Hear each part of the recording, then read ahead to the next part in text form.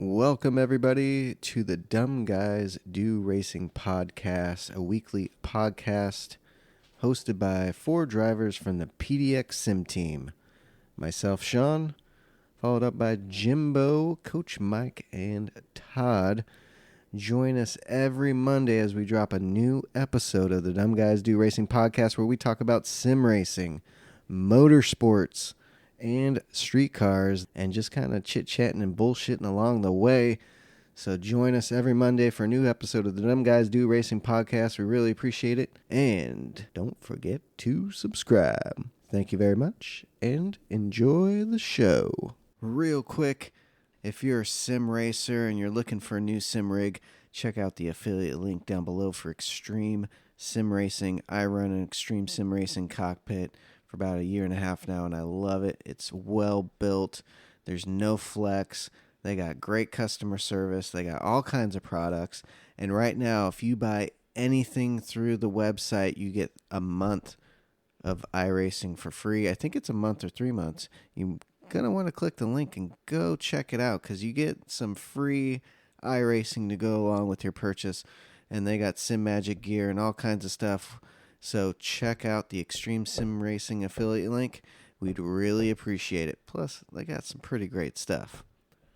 Also, if you're thinking about starting your own podcast like we did, check out the affiliate link for Buzzsprout. We chose Buzzsprout because it's easy to use, easy to figure out. And if you're new at this thing, check them out. Check the affiliate link. On your second build cycle, they're going to kick you back $20 in Amazon gift cards. So check it out. We'd really appreciate it. And also at the bottom, there's a support the show link. That'll take you to our PayPal account. If you'd like to donate to the show, we'd really appreciate it. Thank you guys for listening and enjoy the show.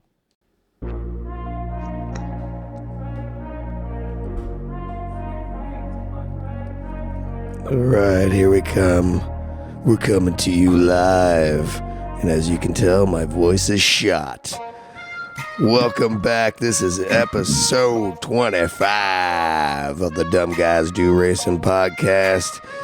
And with me, as always, are the boys, Jimbo, Coach Mike, and Todd. How you doing, boys? Yo. God, that took a lot of work to do that. You pronounced shit wrong, by the way. Your voice is shit. Who do we have? Wolfman Jack? Is that Wolfman That's Jack? right. Reincarnated back from the dead? Wolfman Crack. You were correct. Yeah. Oh, yeah, Portland? Yeah, Wolfman Crack. My bad.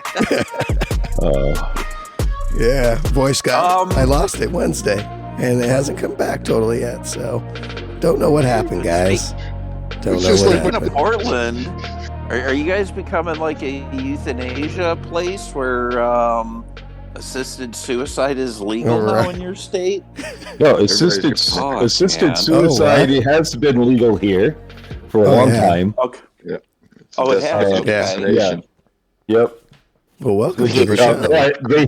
About a couple years ago, they legalized it. Heroin and crack and no, they really legalized it. They really legalized it by allowing, everybody to be able to use heroin and methamphetamine until they die. Yep. That is true. Yep. Yeah, a liberal utopia, Port. Yeah, that's right. That's us. So, good thing I live south of there. Enough with politics. Let's talk about racing. Right? Racing. Yeah, we had some good races, especially manufacturers, but the dailies were pretty good. Oh, I hated racing. Ask Jimbo. Can we go into Jimbo's rant about racing? Yeah. No, well, this is okay. So I'm not going to rant too much. They tried. They did try. It was a boring race, though. If you looked at every race that I watched, whether it was you, Todd, or Mike, or the races I was in, it just stretched out. There was no real racing. They'd be racing between like two cars. Mm-hmm. Two or three. It's again the lobby is so spread out. Half the lobby is filled with B racers. Well, you know why? But you know why? That's because all the A racers were on race B because B was exciting. Yep. B was an exciting race through and through. Every time I raced B, it was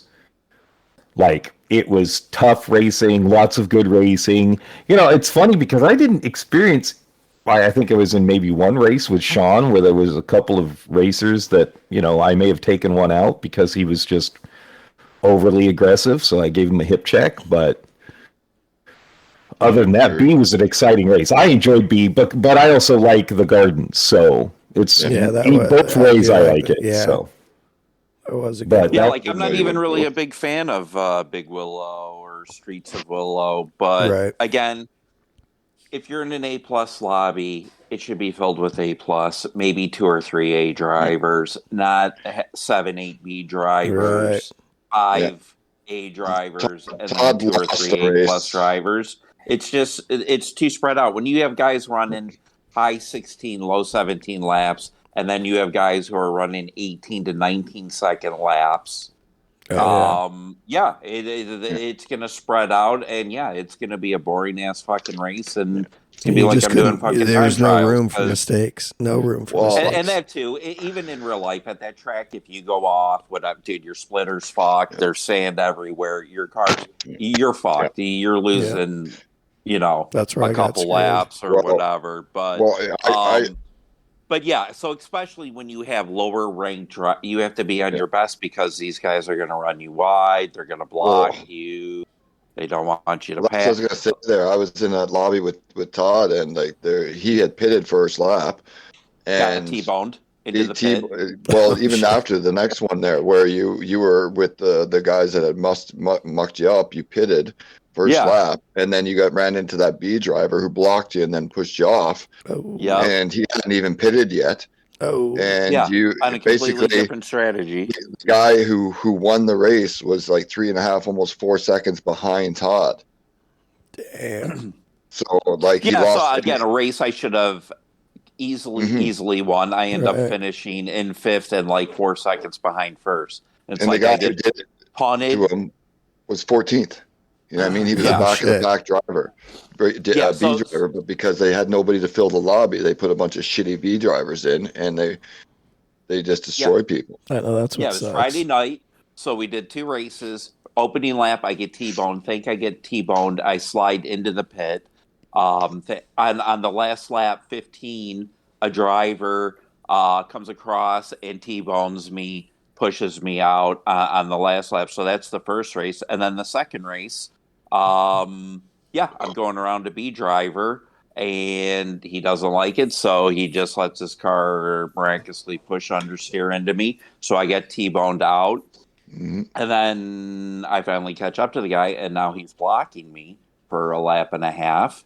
And then, so again, on the second race, I end up 4 seconds behind first place. But again, it's a race I should have won if it wasn't for a B racer from South America who wasn't even in the race at all, but yet he affected my race tremendously. It's just, again, nobody's playing this game. The lobbies are suffering, and the racing suffering because of it. Yeah. Mm-hmm. It just kind of steamrolls because the lack of people. The people hanging around end up at lobbies like that are so mixed. It causes you not to want to race anymore as well, because you're put into awkward situations and being taken out constantly. It's not the game necessarily, but it's the game lack of interest that's causing it. So that all the main guys are gone or doing a different race always because it's shit.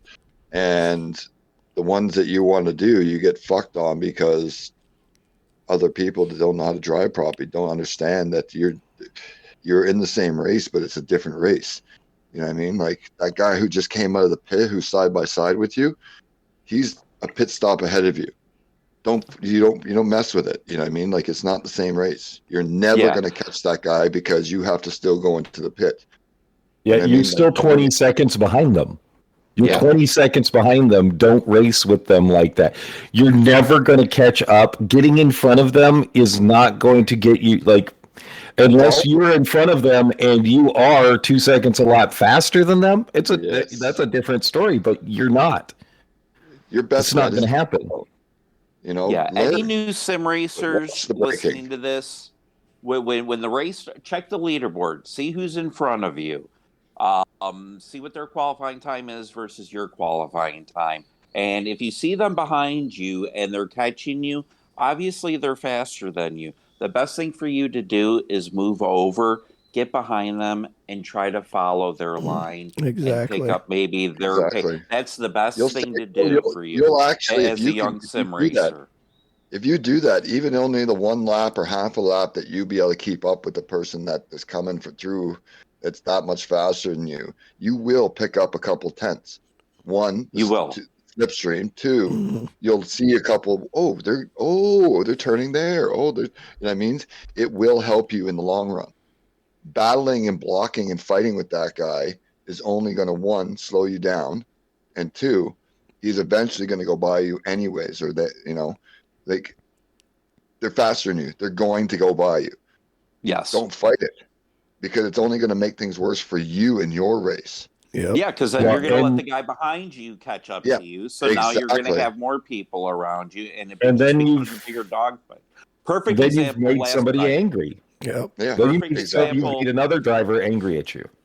Dirty Shmee is in a race with me. He pushes it ruins. Then he's in a race with Grove. So mind you, Dirty Shmee is up to as high as like fourth. Mike is catching him, trying to pass. He will not allow Mike Grove to pass him. Now, if Dirty would have just drove straight, he probably would have got a legit fifth in the race, and Grove would have probably gotten fourth in the race. But since he's a cock blocker and wouldn't let anybody try to pass him, Dirty ends up finishing, I believe, ninth in the race because another driver was sick of his antics and finally took him out, and Grove ended up finishing fifth or sixth. But if he would have just stuck to his race with good etiquette, he would have probably legit got a top five, which would have been probably like 270, 280 points. Dirty Shmee would have got, and Grove would have gotten, 280 plus. But Dirty driving, he gets ninth. Mike loses a spot that he probably, or a couple, and it just affects racing, and it's just not fun. So Dirty ruined my race. Didn't make me want to go again, and then he's in here with Grove and doing that, and it's just like, dude, you're ruining the fun of racing, man. I'm getting all pissed off watching Grove stream because this guy's, and even before this, I'm like, Mike, watch P, because it says this name has been deleted, and that's him. I'm like, watch P11, that's Dirty Shmee, he's dirty, and lap 7, here he is, cock blocking Grove Street and won't let him fucking pass. And he did that for like 5 or 6 laps. And it's disgusting, man. Yeah, it's very frustrating. It is. It totally is. So, you have shitty lobbies, and then you have idiots like this guy who's fast and a really good driver if he wants to be, but yet he doesn't want to play by the rules. He'd rather block and run people off the fucking road and ruin their race and shit like that. And it's just like, you wonder why nobody's playing this fucking game. Right. Yeah, I feel like people are coming back for the nations and the manufacturer races for the most part. That's it. That's it. And then they're done. So, yeah. Well, because you don't want to get races. You don't want to get caught up in daily races that destroy your DR, because that's what happens. Because again, there aren't people. Although I will say this again, Todd. Second again. Race B was filled with A+ and A drivers. The whole lobby. Yeah, but again, since you're an A+ driver, Jimbo, it should be nothing but A+ drivers. I agree. No. Totally agree with that. Yep. Totally agree with that. But it's the fun race that gets the most A drivers, because people know that it's going to be a close race. That's the reason. So sadly, that's the reason race C was so spread out, was people realized really quickly that yes, you shouldn't be making mistakes, but you do on that track. As soon as you make a mistake, your race is completely over. Completely over. Now, like Mike was saying, that race would have been, I should say, that combo would have been good if it was on a different track. Yeah. because that track is literally impossible to recover from. You go off the track, you lose 10 seconds. Easy. Oh, yeah, easy. Big time. You know, and you're getting a penalty. Which makes it, and you're going to get a penalty too, or you're going to get a disqualification if you're spinning around trying to get back on the track because they've made the runoff areas so huge that sometimes it's impossible. I got down to, I think, I had 2 seconds left and was going to be disqualified trying to get back on track. I was off track for 20 seconds during one of the races trying to get back on. So I like Big Willow. I think that is a fun, flowing track, but it takes one little mistake and you've destroyed your race. Luckily, I did most of that in my other account, so I don't care. My second account, it doesn't matter to me. But it was a frustrating race because it could have been a good race. And again, we end up with a one-make race because PD doesn't know how to do BOP properly. I went with the SLS pretty much the whole time. I did try the TT, but I was just like, screw it. I just want to have fun. So I drove the SLS all week. And it was great. I enjoyed it. Didn't have the greatest, best results necessarily, but I had a blast driving it just because it's a fun car to drive around. Yeah. Yeah, a lot of people are fast in the Swift and the Lambo. And, Dude, I was fast in the Lambo. The Lambo was a great car. Easy to drive.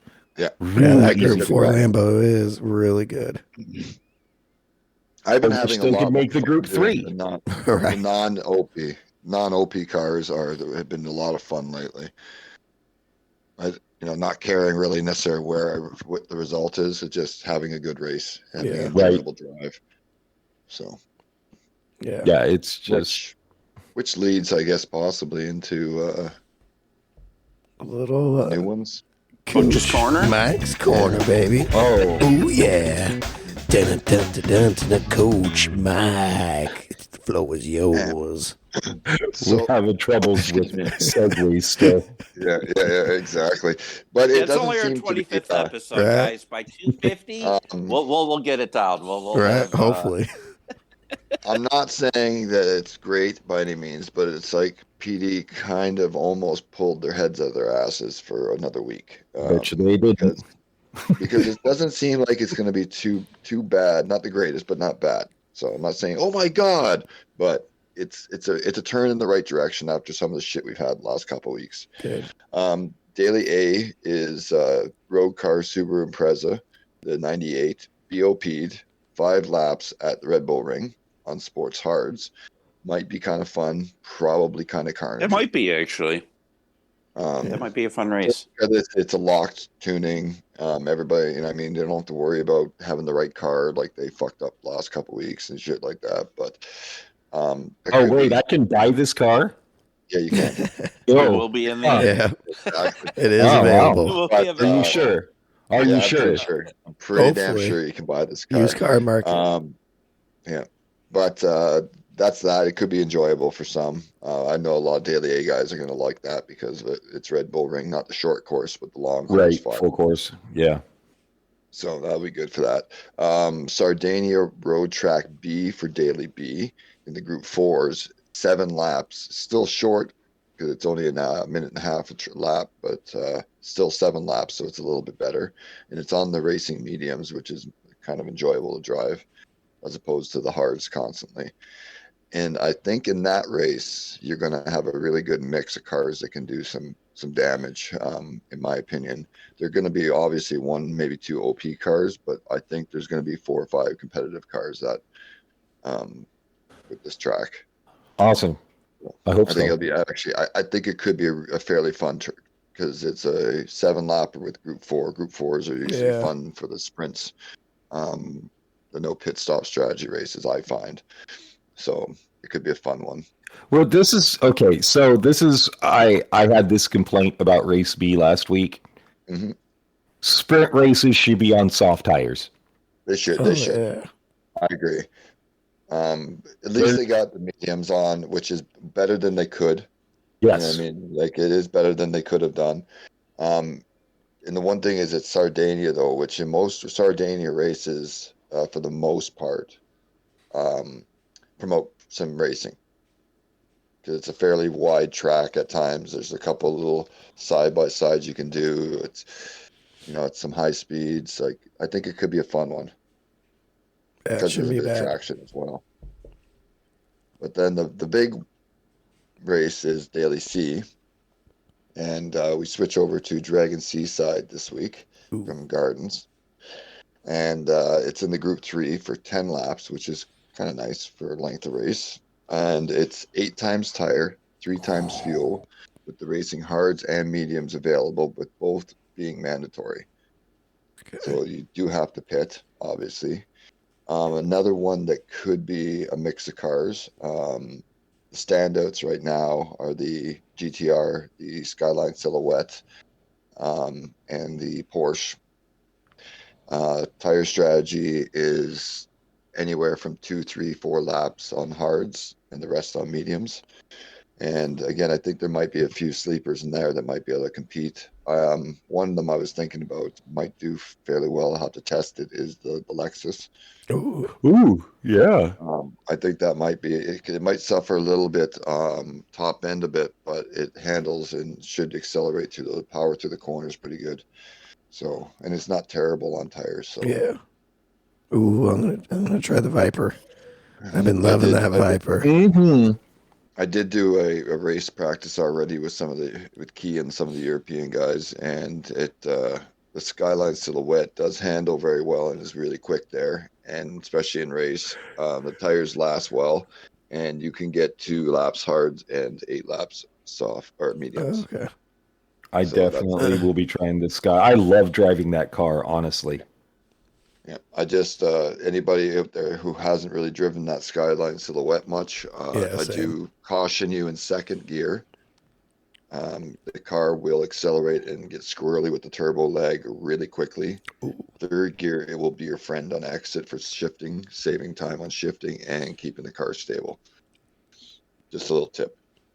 Third gear is your friend. Gear, you get that big turbo lag, but it goes away really quickly once that big turbo gets going. And car, you just want to reduce shifting as much as possible. Yeah, because it's an older car, it has that clutch delay kind of thing that you can't it's like road cars. So it does shift slowly, so you want to minimize shifting. You can shift, but shifting under power is where you're going to lose time if you have to extra shift. So I do recommend maybe turning in on with like downshifting to second to turn in, but put it back to third before you get on the power, so you don't get delay. You'll have a bit of a turbo lag, but it'll power out of the corner. And by the time it kicks in, you're straight, you're stable, you're going, and you'll save time. Oh yeah. And tires. And tires.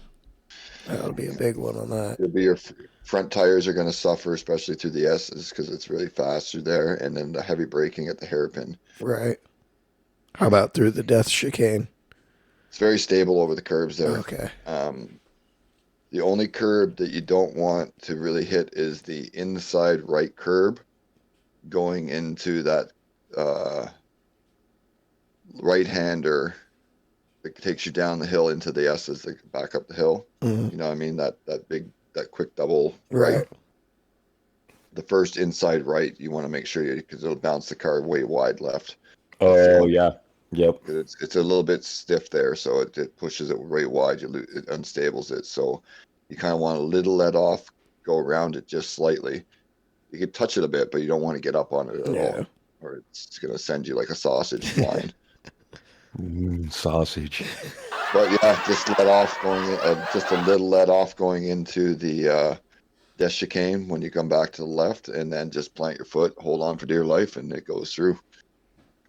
You can. I wasn't, but I saw some guys powering through there at 135 to 140. So damn! In that scale, in that silhouette, so it's quick if you get the line and right, it doesn't mind. They're low curbs, so not in there, so it kind of stabilizes quickly. Yeah. Nice. Hell yeah.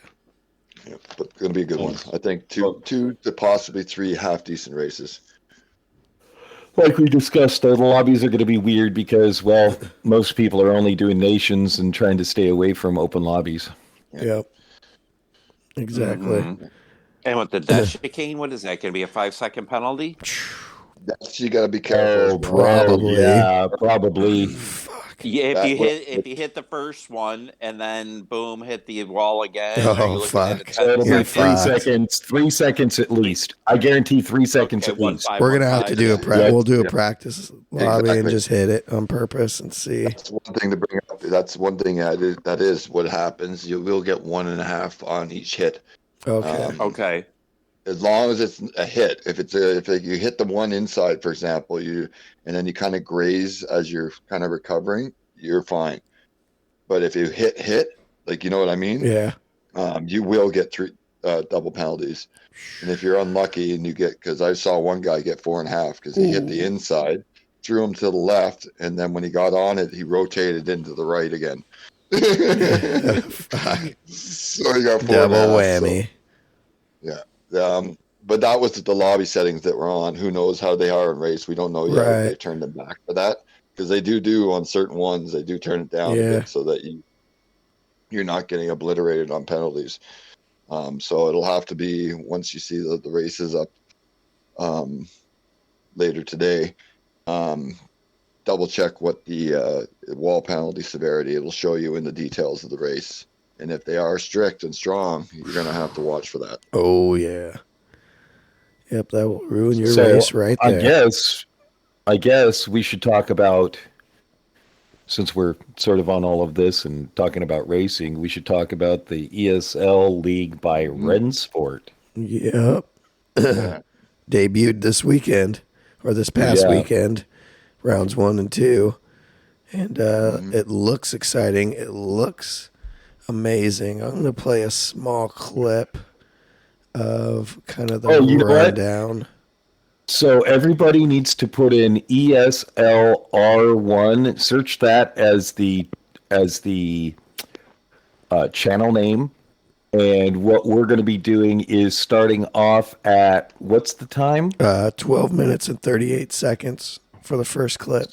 And that's going to break down how this is going to work and the prize pool and the teams and all that stuff.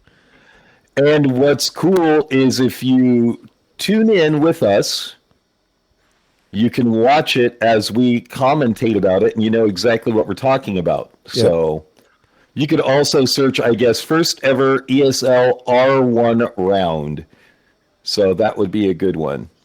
And then go up to 12 minutes and 38 seconds. I mean, I think you should watch the whole video. Oh, yeah, definitely going to want to watch. I just started it, and the race had just started, so I'm just getting into it. But, I want to play this small clip for the people so they can hear the breakdown of how this series is going to work. All right, give us the countdown, Sean, so everybody can join in. 3, doing it for the people. 2, 1. Will Vincent, and the legend from YouTube is Gamer Muscle, a.k.a. James West. Lads, how's it going? It's amazing. Look, we're here in Poland. We've got all these people around us. We've got the cheers. We've got the rigs. Ooh, in Poland. Their stage is amazing. Surrounded by one of these stage looks dope. setup. I can't wait for things to get going. It looks very, very cool. As I mentioned, it's a historical weekend Very with Rennsport cool. now in this space. The investment they put in is specifically for esports. I don't know how they got James Corden The partnership as already their with ESL just 7 months head after commentator. we had that start in Munich, and to have all these teams here, it's completely changed the landscape. Ricky and the it's the start of an Steamboat. amazing journey. I can't believe they got a You know pro what, I'm wrestler really excited to see too. Ricky which the driver Dragon comes on Steamboat. top, because this is a brand new simulator for them. So Yeah, whoever does well YouTuber here is guy. really impressive for me. It's just like Jamie Kennedy. Well, without further ado, Never do it, we bring but you he ESL is. R1, round 1. He's been in this.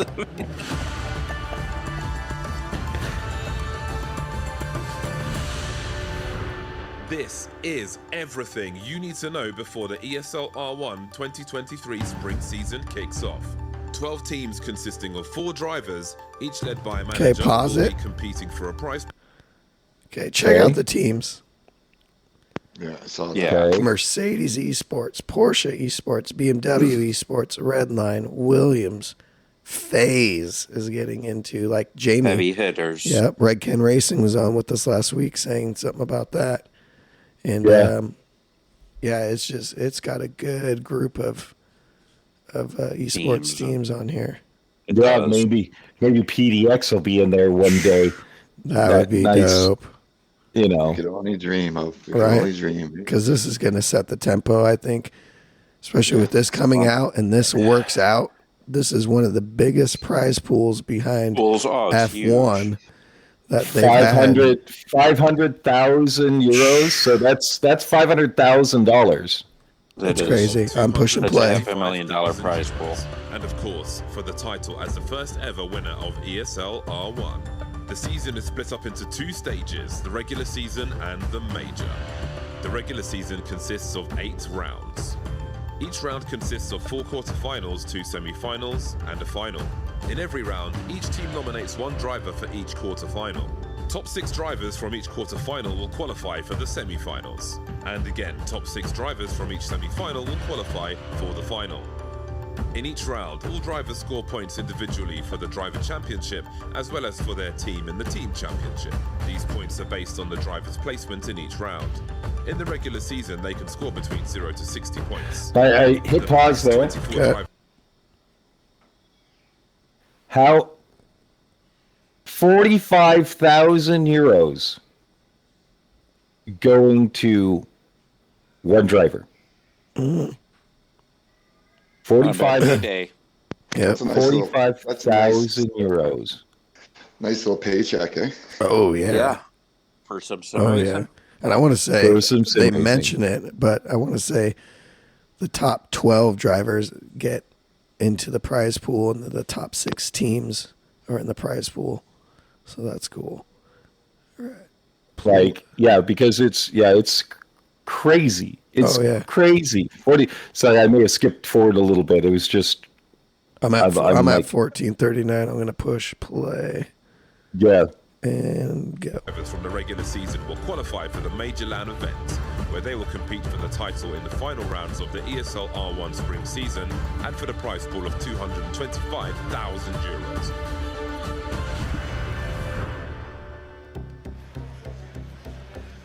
Incredible team. So yeah, that's gonna. I mean, all these games now. If this works out, this is gonna get huge, and it's gonna make other, like I said, of course, and all those other games start doing more money. And then if Gran Turismo doesn't get their shit together, they're gonna fall way behind and get screwed. And they're going to have to revamp. I paused right as they're talking. Oh, sorry. I was going to say is if it does work and it's stable and it feels good. Stable. That's going to be the biggest thing. It looks good. Is it stable and does it feel good? Right. If it does, it's going to be game changing. It's going to, like you said, make ACC and everybody else step their game up. It's going to change the whole industry. The competition's good, man. Yeah. Oh, yeah. Well, too, these first 2 rounds, I suggest everyone go and watch these 2 rounds because this is really going to set the tempo. And watching these and seeing how this game is going to work and how this format works. And then Gran Turismo is going to have to make a decision and either have to revamp their Nations and Manufacturers Cup Series, the World Series, and how they do it, or they might just fall behind because they got, 2 weeks until VR pops out. Console racing games in general. Yeah. Well, what about this? You already have members of these major racing teams that are Gran Turismo top tier players. Yep. What makes them even want to do Gran Turismo if they're not going to get paid now that they can get paid through Rennsport or these other other leagues? There's a goal now. There's a goal in mind that draws away. It pushes you away from there. That's it. The console generals, racing sims, anything like that on console, whether it's PlayStation or Xbox, have to majorly step shit up. Yep. Or you're going to lose it because people, there's been a massive gravitation to sim racing. A lot of people can't do steering wheel setups and a gaming computer to play PC stuff. It's the high-end stuff. So they gravitate to a console game that's good. And Gran Turismo was good, and it's lacking. And if they don't fix that stuff, everybody's going to gravitate to PC. Screw it. I'm not dropping $800 on a console just to get screwed over in 6 months when I can, over a long period of time, just slow upgrades and I can have the gaming experience of a lifetime. Yep. And for people that really want to get serious in sim racing, PC is where it's at. Everyone's leaving console, going to PC. Yep. And I hope Gran Turismo doesn't think, okay, we're going to hold all our chips on the VR helping us. They may. Dude, I think they are. They better not, because the VR is going to be game changing in the aspect of visuals and the immersiveness. But if you can't get your races shit together and your World Series together, that VR ain't going to save shit. They are screwed. I think they are. I think they're putting all their eggs in I fucking hope VR not. basket. And I hope. I wonder if they're going to switch the worlds, like the finals and stuff like that, to VR. Dude, I think they are. That would be cool. That's where they're going. And that would be what's gonna fucking try cool. to separate them from everybody else. So Right. this is what they're hoping is their game changer. Well, too, I hope they start giving some money. VR headset. Put some money into this shit. Well, that was their whole thing. They get to cater and bring everybody out there. Right. Everything's free for these guys, but yeah, money. Well, I wonder how so. this works too. Like, how do they have to get themselves to? I imagine they have to get themselves to the event. No, they for ESL. They pay for it all.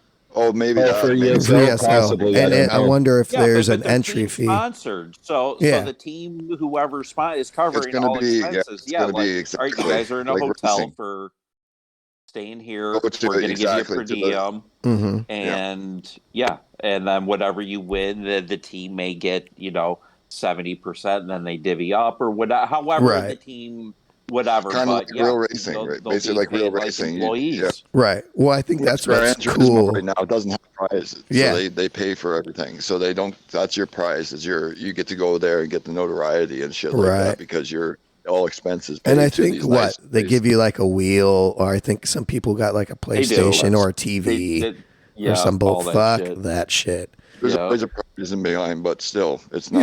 Yeah, it's nothing. Well, yeah, Z28 did it, and he talked about, they gave me this. They gave me that. They can keep it. It was just like you said, TVs and PS5. And I like it too because the team's in a prize pool, so the team overall is in the prize pool, and then drivers. So if you're that driver, you're gonna get your own prize pool, and the team does good enough gets the prize pool for the team.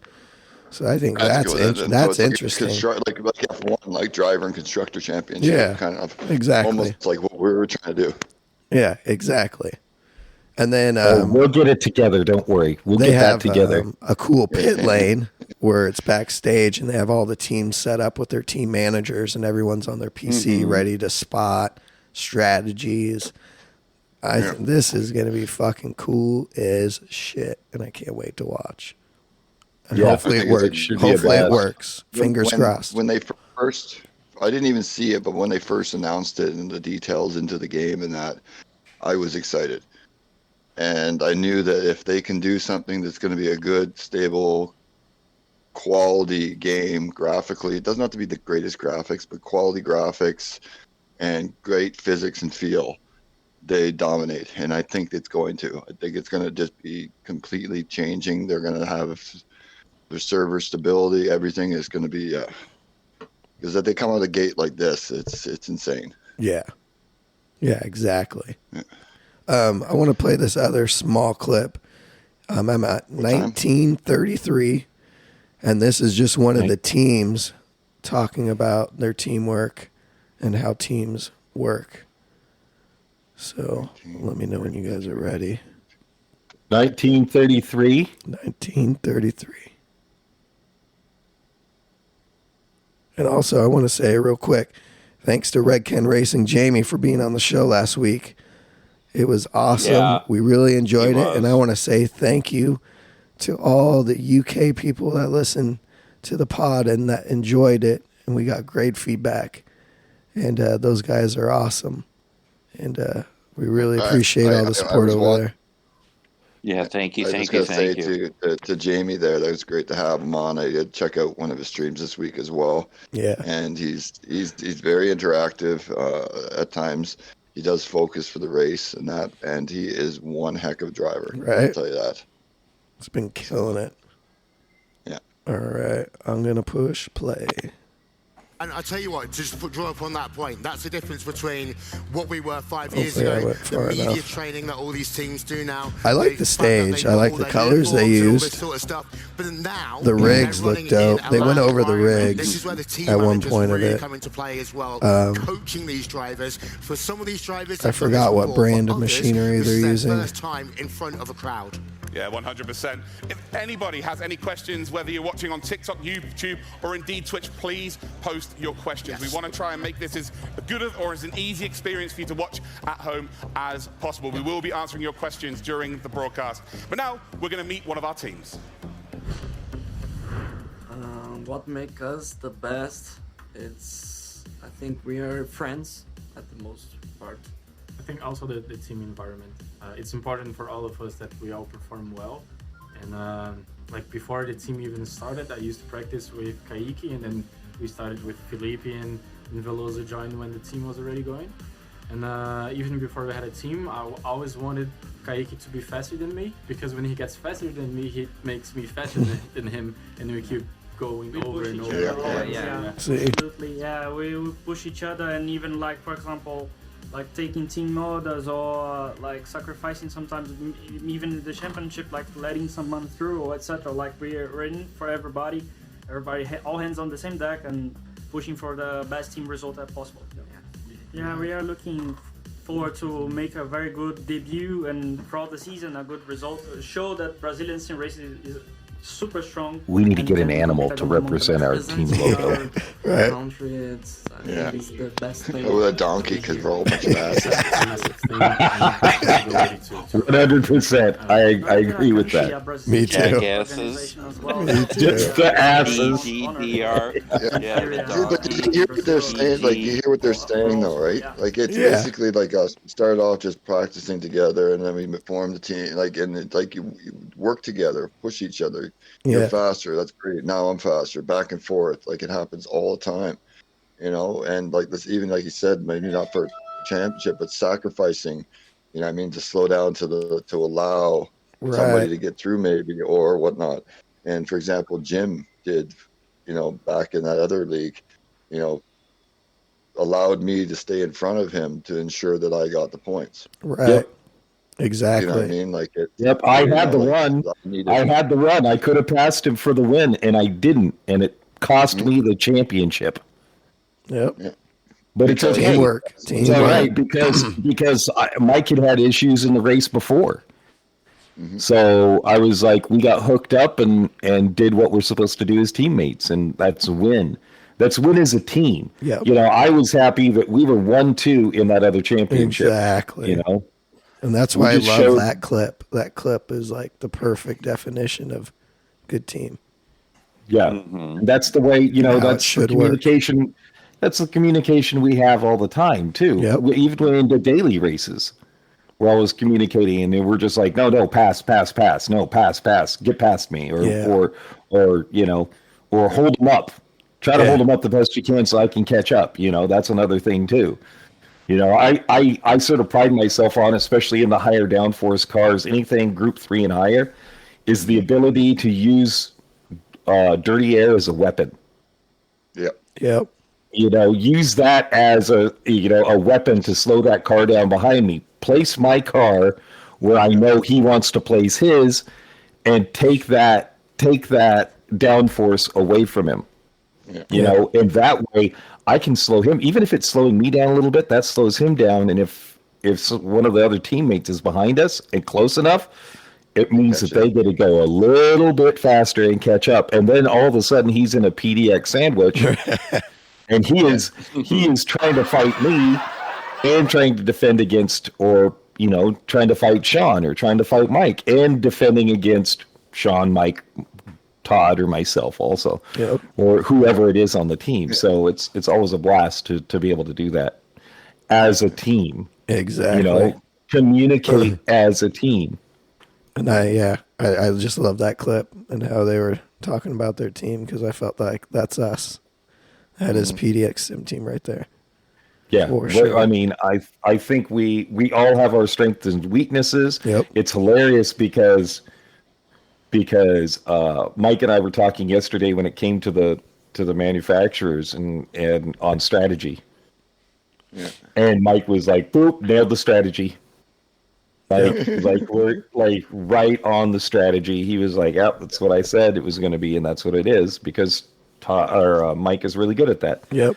Todd, even for being the oldest member on the team, Todd's super fast. Okay. I mean, he is really old and really fast. It's really a surprise. You're not a typical senior citizen. Love combo. Oh man. Oh. Well, shit, you guys have a race to get to. We do. Let's wrap this up. Episode 25 of the Dumb Guys In Do the Racing books. podcast Thanks, was everybody. good. And a lot of things to look forward to. PSVR 2 is coming out. And like we said, yeah. I fucking hope they're not putting everything in one basket with this thing. So let's hope this is good. That's coming out soon. So stay tuned, everybody. I pre-ordered it, so it'll be coming. So head over to PDX Sim on YouTube and subscribe. And head over to all the rest of the boys and subscribe. And I'll be dropping some videos on that. If you're listening to this and you haven't subscribed to anybody, shame on you. Yep. Shame on you. Because we're a good time. Shame. And sorry for my voice, everybody, this week. It's a little off, but not too bad. Both Benji. Absolutely. Yeah. If you want to tune in, we'll all be on tonight. Yep. All on tonight, 8 o'clock Pacific. And thanks again for tuning in. Thanks for last week. Thanks, Ken, again for last week. Thanks. Amazing. Yep. Thanks for all the British guys that said hello. Yep. Yeah, they were loving it. They were loving us Americans. I thought we were who. Yeah, we appreciate everybody. And we'll talk to you we'll talk to you tonight.